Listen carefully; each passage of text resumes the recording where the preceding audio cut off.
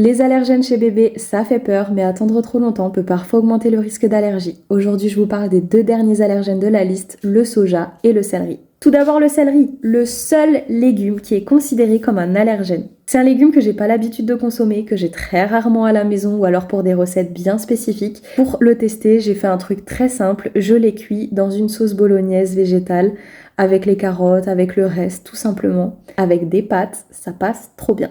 Et le soja, c'était un petit peu plus délicat. Le soja, c'est pas forcément recommandé pour les enfants de moins de 3 ans.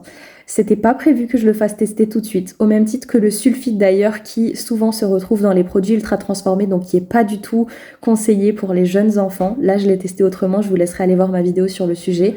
Mais le soja, j'avais pas prévu de le donner tout de suite.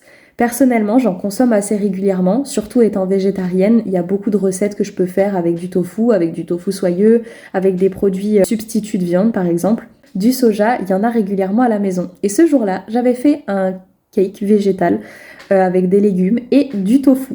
Mon bébé a volé un bout.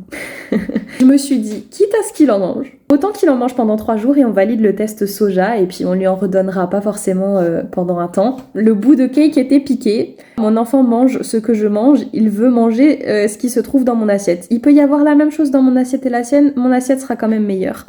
Néanmoins, attention, parce que dans les recettes de ce type, genre un cake, là j'avais mis du fromage et j'avais mis des œufs dans la préparation, qui sont tous les deux des allergènes potentiels aussi. Donc c'est important au moment du test d'allergènes de ne pas mettre d'autres allergènes dans la recette, comme c'est le cas ici. Là, mon bébé avait déjà validé l'allergène œuf, il avait déjà validé l'allergène protéines de lait de vache, donc ça n'a pas posé problème. Si cette série vous a aidé, n'hésitez pas à me le dire en commentaire et racontez-nous comment vous avez testé vos allergènes. Donnez-nous vos meilleures recettes, ça pourra aider d'autres parents.